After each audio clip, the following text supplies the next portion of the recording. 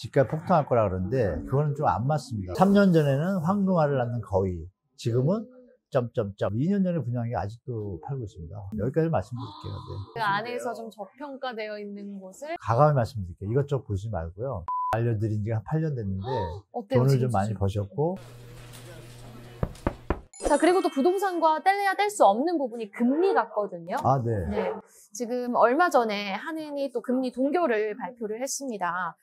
긴축 종료 지금 수준에 입각해서 부동산 시장이 또 다시 좀 살아나지 않을까라는 기대감도 만연해 있는 상황인데 환율의 영향은 어떻게 좀 미칠지 환율도 좀 중요하다고 말씀하셔서 궁금하거든요. 근데 지금 환율이나 금리나 수입 물가나 이런 것들은 바로바로 변동성이 빠르기 때문에 네. 일단 물가가 오르게 돼 있어요. 그 얘기는 뭐냐면 우리가 쓰는 돈이 더 많아진다는 얘기 뭐예요? 소득이 주는 효과죠. 실질 소득이. 그렇죠. 그러면 주택시장에는 당연히 하방 요인이 되겠죠. 네. 그 얘기는 뭐냐면 이제 금리랑 또 연결이 되는데 금리 부분은 이제 요즘 와서 인하가 되면 예전처럼 집값 폭등할 거라 그러는데 그거는 좀 안 맞습니다. 왜 안 맞냐면 우리가 금리가 지금 뭐 3.5%인데요. 3.0이 됐어요, 만약에. 근데 지금 소득이 4%가 늘었나요? 안 늘었잖아요. 그러네요. 임금 올릴 수 있는 지금 경제 환경이 아니잖아요. 무역 적자가 이어지고 있고. 그런 환경이 침체라는 거죠, 경기. 그러니까 경기 침체기에는 영락 없이 금리와 상관없이 집값이 하락합니다. 그런 부분을 우리가 같이 봐야 되는데 하나만 보면 안 되겠죠. 금리가 분명히 요인은 되지만 네. 1번째 요인은 아니다. 일단 주택가격이 너무 높아요. 높기 때문에 금리를 아마 인하해도 만약에 금리를 우리가 반으로 4%인데 2% 낮췄다 그럴게요. 그럼 이자 내는 돈이 200만 원에서 100만 원 줄 거 아니에요. 그럼 그거에 맞춘 집값이 있잖아요. 근데 그 집값이 만약에 4배를 뛰면 어떻게 돼요? 살 수 있어요? 못 사죠. 간단합니다. 그래서 금리만 보면 안 되고 모든 경제 상황이 똑같다고 할 때는 금리가 내려오면 사는 사람이 느는 건 맞고 근데 모든 경제 상황이 틀린 경우는 어떻게 돼요? 금리는 두 번째 얘기죠. 그거 같이 보셔라는 말씀드릴게요. 네. 알겠습니다.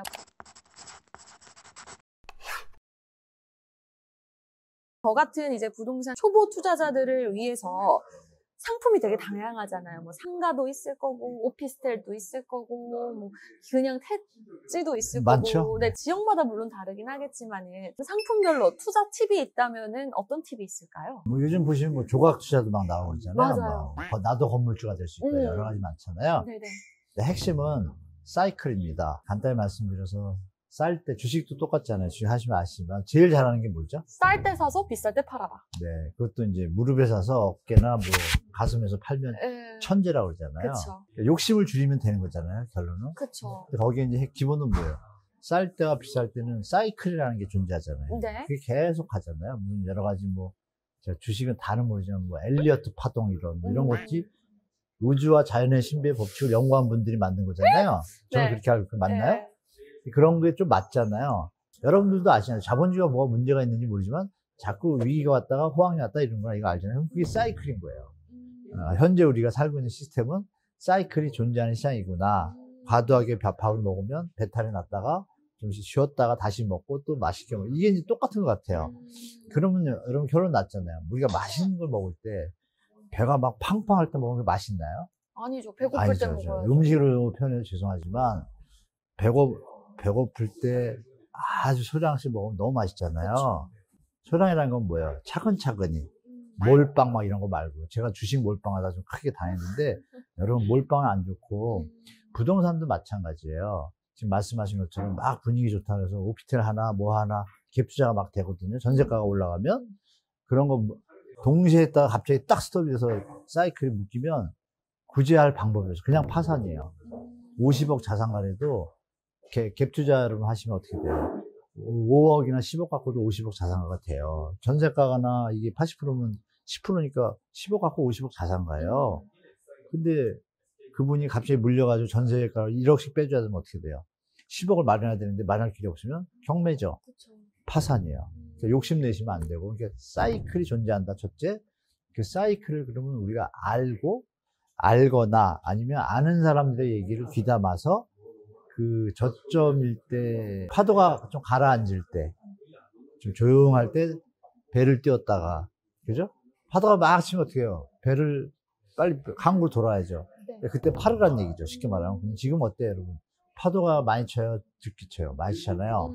막 미국은행 파산해, 그쵸. 갑자기 제가 태어나서 처음 듣는 새마을금고가 무슨 문제가 있다는 등 여러 좀 안 됐던 얘기들이 많잖아요. 그쵸. 그 얘기 뭐냐면 파도가 치고 있다는 얘기예요. 어디에? 자본주의 시스템에, 경제 시스템에. 음. 그러면 뭔가 이상하니까 그 주위 분들이 그러잖아요. 부채를 줄이고 현금을 확보하는 얘기가 괜히 하는 얘기가 아니라 이런 거를 많이 연구했던 분들도 제가 그분들 책을 보니까 저도 같은 생각이 들어요. 그러니까 결론적으로 말씀드리면 여러분들이 자산 투자를 잘하는 방법은 지금 막 어렵고 뭐 변동성이 심하니까 현금 자산을 최대한해서 자산을 축적하고 있다가 100원짜리가 50원이 되는 날이 있을 수도 있잖아요. 그거를 기다릴 수는 없지만 사이클상 지금 안 좋다고 판단하면 가만히 계시는 거예요. 그게 최고의 투자거든요. 그랬다가 분위기가 막 좋아지고 달리는 말 있잖아요. 달리는 말 탈 수 있잖아요, 여러분. 쫓아가지고. 그러면 계속 달려가잖아요.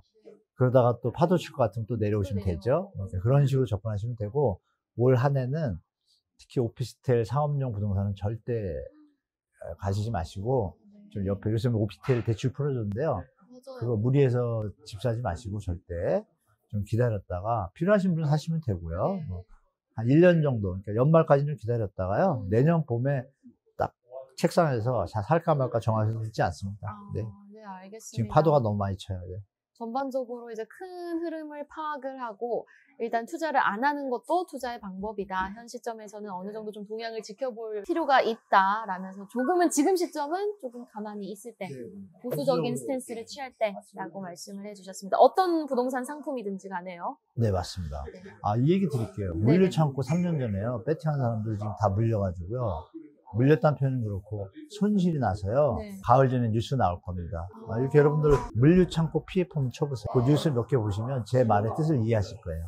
3년 전에는 황금알을 낳는 거위, 지금은 점점점 이렇게 말씀드릴게요. 그게 사례입니다. 예. 지금처럼 뭐 오피스텔 투자처럼 그때 3년 전에는 물류창고 PF가 좀 또 붐이었나 보죠. 줄 섰죠. 줄 섰죠. 학회에서 막 세미나도 그랬어요. 투자 정말요? 세미나. 근데 지금은 다 조용한. 사라졌습니다. 그거 참고하셔서 지금 오피스텔 붐이 네. 어떻게 또 나중에 흘러갈지 좀 참고해 보시면 좋을 것 같습니다. 여러분 뭐 하이엔드 오피스텔 들어보셨잖아요. 뭐 수영장 있는 뭐 멤버십. 논현동에 있고 막 그런 이 얘기 해도 되는지 모르겠는데 뉴스엔 자주 안 나오는데요. 뭐 2년 전에 분양한 게 아직도 팔고 있습니다. 여기까지 말씀드릴게요. 네. 어디라고 말하면 제가 또 안티가 생기니까. 네.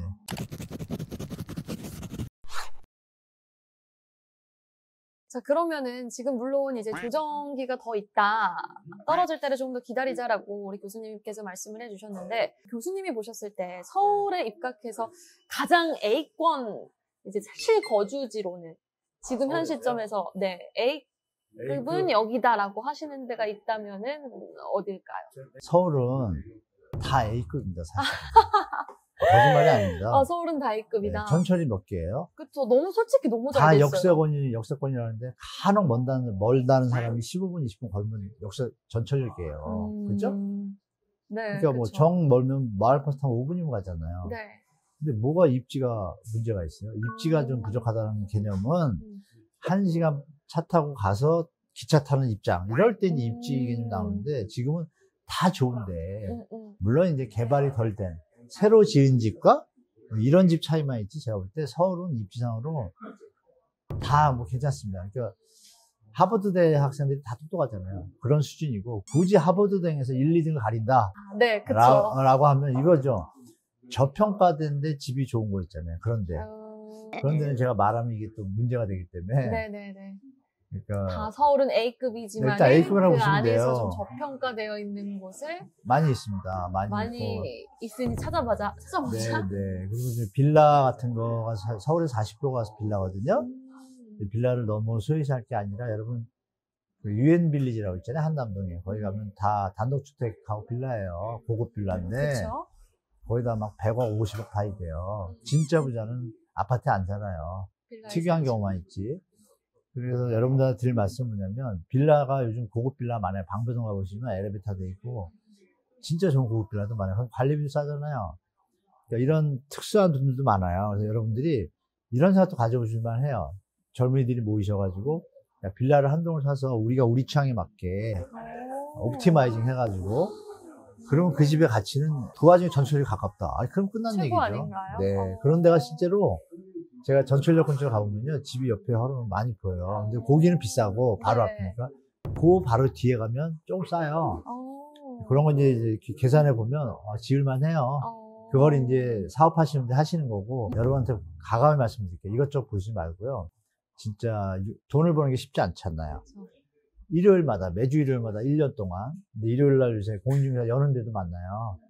가셔가지고 서울의 온 동네를 25개구잖아요. 360을 나누면 딱딱 나오잖아요. 10개 동. 1년만 한번 다녀보셨다고 생각해 볼게요. 그러면 그 1년에 공인중개사분 명함이 있을 거고, 네. 만약에 여러분 엑셀 같은 거 잘 하시잖아요. 네네. 쫙 정리해 놓고 본인의 그걸 던져 놓으면 연락 오는 데가 있겠죠? 그쵸. 어떤 게 연락 오는 거죠? 저는 일요일에 하니까 딴 거보다 좀 저렴하고 괜찮은 거 연락 달라고 했을 거 아니에요? 그게 괜찮지 않을까요? 그렇게 하시는 분이 실제로 있습니다. 제 주위에도. 네. 많이 지- 박사가 되셨나요? 그분? 직장을 다니시다가 그걸 알려드린 지가 한 8년 됐는데 어때요, 돈을 지금 좀 많이 수준? 버셨고 지금도 하고 있어서 제가 인제는 직장을 가지라고 얘기하고 있습니다. 네. 간단하죠? 네. 발품을 팔아서 공부를 해서 본인 또 취향껏 그럼요. 네. 저평가가 되어 있다라고 이제 생각하시는 곳에 또 투자를 하고. 본인이 알아야 됩니다. 네. 알겠습니다.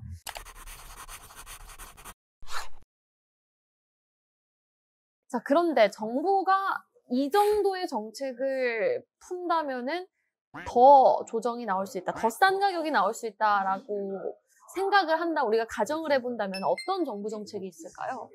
하나 간단한 거 있습니다. 여러분 공공택지 분야 한번 들어보셨잖아요. 네네. 특히 3기 신도시는 생소하게 들리실지 모르지만 막상 가보시면 바로 서울하고 붙어 있어요. 그래서 일단 교통망이 좋은데요. 그 지역에 이제 국가에서 어느 지역을 땅을 갖다 보상을 해주고 사가지고 새로 짓는 거잖아요. 대단히 미니 신도시부터 신도시를. 그럴 때 이제 방식이 두 가지가 있어요. 뭐냐면 조성된 원가가 있을 거 아니에요. 땅값 보상한 돈이 있으니까 땅값이잖아요. 건축비는 정해졌잖아요. 그럼 정부가 돈을 안 남길 생각하면 더 싸지겠죠. 근데 그 가격으로 계산하면요. 지금 서울 주택 가격의 60-70% 반값 수준입니다. 솔직히 계산하면. 그런데 이제 어느 정부에 와서 저게 바뀌어가지고 주위 시세 60에서 80% 사이에서 분양가를 정하기로 지침을 정했어요. 그러면 시세가 지금 내려오고 있잖아요. 네네. 내려오고 있는데 지금 반짝 올라갔잖아요. 반짝 올라가니까 사람들이 이제 분양할 거거든요. 왜 올라간 값이 막 머릿속에 있을 때 분양하는 거예요. 근데 지금 조성원가제로 만약에 분양을 하면 3기 신도시 이번에 이제 올해 상반기에 착공한다고 원희룡 장관이 발표했거든요. 그러면 청약 들어갈 거 아니에요? 네. 하반기에. 왜? 내년에 총선 있잖아요, 여러분. 그러면 하반기에 우리 젊은 분들, 무주택자분들을 위해서 대책을 던질까요? 안 던질까요? 던지겠죠. 그쵸. 저도 하는데 여러분도 아실 거잖아요. 그러면 던질 때 어떤 걸 던지겠나 보는 거죠. 네. 여러분이 많이 듣던 청년 역세권 주택 갑자기 분양 막 나올 수도 있죠. 네. 좋은 자리에. 그럴 때 공격적으로 가서 따라가시면 되겠죠. 근데 그 분양가가 제가 할 수는 없지만 우리 대통령이나 장관께서 네. 조성원가로 가자 이러면 정말 좋은 대책입니다. 왜? 조성원가요? 네.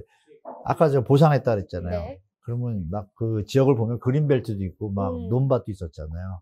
그럼 싸요. 서울 집값 땅값이 막 1,500, 3,000, 5,000인데 네. 그 지역은 서울하고 붙어 있음에도 불구하고 다 뭐 100에서 비싸 500이에요. 그 집값이 벌써 많이 내려올 것 같죠, 여러분? 그걸로 하면은 주택 가격이 반값 수준에 가깝게 돼요. 한 60%. 아까 말씀드렸잖아요. 감정가로 할 때 60에서 80% 분양한다 그랬잖아요. 그럼 과감하게 감정가로 하지 말고 그냥 60% 분양하면 어때요, 여러분? 주택가가 확 내려올 거 아니야. 그럼 이게 이제 새로 나오는 게 싸니까 어떻게 되죠? 기존 주택 주인들이 어떻게 돼요? 사람들이 저걸 살 거구나. 그럼 빨리 좀 팔아야지 집값 내려오죠. 실제로 여러분 MB 정부 때 2008년도에 보금자리 주택이라고 반값 주택을 이명박 대통령이 막 풀었어요. 그래서 집 있는 사람들이 막 뭐라 그랬어요. 왜 집값 내릴 거 뻔하니까. 얘기 나왔죠. 정부가 그런 대책을 던지면 분명히 집값이 더 안정됩니다. 원가에 가깝게 하겠다. 지금 땅 보상한 거를 보상비 돈 안 남기고 하겠다 하면, 그죠? 이거를 이제 민간한테 줘가지고 팔아가지고 또 올리고 이러면 또 값이 올라가는데, 조성 원가제, 여러분 기억하셨다. 그러니까 원가제예요, 쉽게 말하면. 나라가 뭐 국민 대상으로 돈 남기서 하면 안 되잖아요. 그렇죠. 네, 그렇게 하는 정책만 나오면, 그게 노무현 정부도 했던 거예요. 네. 노무현 정부 때 원가제를 했습니다. 그래서 여러분들 기억에 작년 5월이었을 거예요. 노무현 정부 때 만든 이기신 도시가 동탄에 있는데 집값이 막 10억대로 올랐어요. 근데 그거를 이제 이때 분양한 거예요. 올해 맨 뒤에. 얘가 5억에 분양했어요. 차이가 크죠? 그래서 조성원가, 국민들한테 돈 남기지 말고 하는 정책이 나오면, 분양가 정책이 나오면 주택가격이 우리한테 좋은 세상이 온다. 그럼 기존 주택도 또 내려간다. 내려가는 게 아니죠. 정상화죠, 여러분. 너무 올랐잖아요. 그쵸. 네, 정상화 될 거라고 기대합니다. 이거 보시게 계시면 좀 부탁드리겠습니다. 우리 국가의 미래와 청년들의 미래를 위해서 네. 우리 정부에서 좀 애써주시기 부탁드리겠습니다. 너무 더 좋은 말씀을 해주셨어요. 네네. 또 내년 총선을 앞두고 조선 원가제가 나올 수 있을지, 정부 정책이 얼마나 또 가감하게 발표가 될지에 따라서 또 변동성이 커질 수 있으니까요. 정부 정책도 좀 우리가 하반기에 유심히 지켜볼 필요가 있어 보입니다.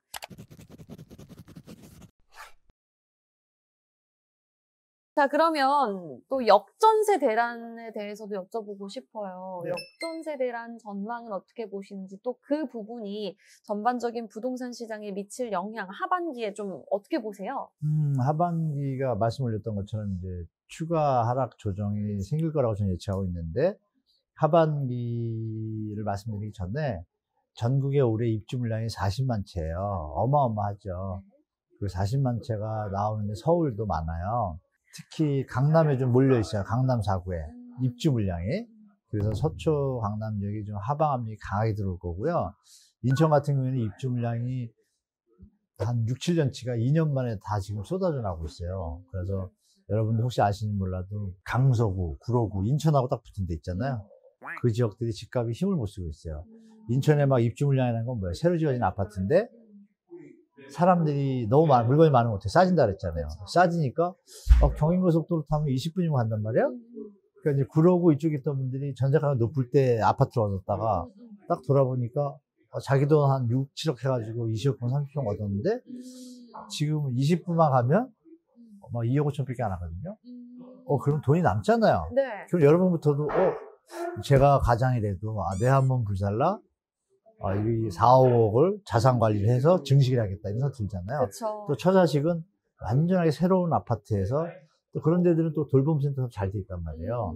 그러니까 이런 현상이 벌어져요. 그쪽 쪽은 좀 하락하고 있어요. 잘 못 올라오고. 그런 것들이 전국적으로 부산, 또 대구, 인천, 수원, 서울, 강남 4구 일대 좀 많이 그런 일이 벌어질 거예요. 역전세난이. 물건이 많이 나오면 역전세가 계속 이어지겠죠? 주택가격 하방 압력이 강해질 거다. 이렇게 보시면 될 것 같습니다. 자, 그러면 끝으로 저희 이제 마무리 지어볼 텐데요. 지금 이제 채널을 보시는 시청자분들께, 부동산 투자를 고려하시는 분들께 한 말씀 주신다면 어떤 말씀이 있을까요? 여러분, 우리가 살고 있는 지금 시대는 자본주의 시대예요. 자본주의 속성은 일단 여러분들이 아시는 것처럼 경제학자들이나 만드는 틀이 안정적인 경제 성장률은 2에서 3%다예요. 그럼 2에서 3%는 계속 성장하다는 얘기입니다. 그런 개념에서 볼 때 부동산이든 뭐 다른 뭐 주식이든 간에 기업의 가치가 상승하든 부동산의 가치가 상승하든 총 통화량이 늘면서 자산의 명목 가치가 상승하게 돼 있어요. 그 와중에 이제 수요가 또 넘치게 되면 그건 더 또 상승하겠죠? 그런 점에서 보면 대한민국 이제 인구 감소가 일어나잖아요. 그런데 어느 지역은 인구 감소가 아니라 증가하는 지역들이 있어요. 그렇죠? 그 어떤 지역이에요? 도시죠. 도시 중에 어떤 도시? 사회, 경제, 문화가 모이는 도시인데 일자리가 많이 생겨나는 도시. 이런 도시들을 우선적으로 실거주와 투자 대상으로 보시고 그 다음에 나머지 소멸되는 지역들은 좀 조심하셔야 되고 서울 수도권에서는 절대 무리한 투자는 절대 안 됩니다. 당분간은. 왜냐하면 어쩌면 일본형 저성장 국면이 올 수도 있기 때문에 무리한 공격적인 투자보다는 말씀드린 대로 계속 오른다 그랬잖아요. 2, 3%씩. 거기에 맞춰서 차분차분 스텝업 방식으로 계단식으로 올라갈 생각을 하시면 제가 볼 때 큰 무리 없이 부동산 자산 관리나 내 집 마련 이런데 큰 무리 없이 실패할 확률이 거의 준다고 좀 말씀드리겠습니다. 네, 알겠습니다. 전반적인 부동산 시장 동향을 파악할 때는 거래량과 또 미분양, 뭐 전세가를 봐야 하고 하반기는 어느 정도 조금 더 조정을 염두에 두는 게 좋을 것 같고 하지만 추가적으로 정부 정책이 어떻게 나오냐에 따라서 또 변동성이 커질 수 있으니만큼 정부 정책도 잘 지켜봐야 되고 금리라든지 환율이라든지 좀 전반적인 시야를 넓게 해서 뭐 매주 우리가 시간을 정해서 공부를 하는 것도 좋죠. 요즘 유튜브 잘 돼 있잖아요. 그러니까요. 뭐 우리 교수님 아나운서님 강연도 하시는 유튜브도 보시고 네. 제 유튜브는 안 보시더라도 좋은 유튜브가 많아요. 가끔 보시면 네. 도움이 많이 되실 겁니다. 네. 네. 유튜브는요 구독자가 광고 주잖아요. 그렇죠. 그러니까 여기서 진실이 밝혀지겠죠, 여러분? 네. 많이 또 교수님 유튜브도 구독해 주시면 감사하겠습니다. 한국경제TV는 당연히 구독하고 계시겠죠? 자, 이렇게 오늘 교수님과 이야기 나눠봤습니다. 부동산 시장 전반적인 전망에 대해서 한문도 교수님과 이야기 나눠봤습니다. 오늘 말씀 고맙습니다. 네, 고맙습니다. 이제부터 여러분의 부티나는 투자는 저희가 책임지겠습니다. 부티나는 인터뷰 다음 시간에 돌아올게요. 안녕.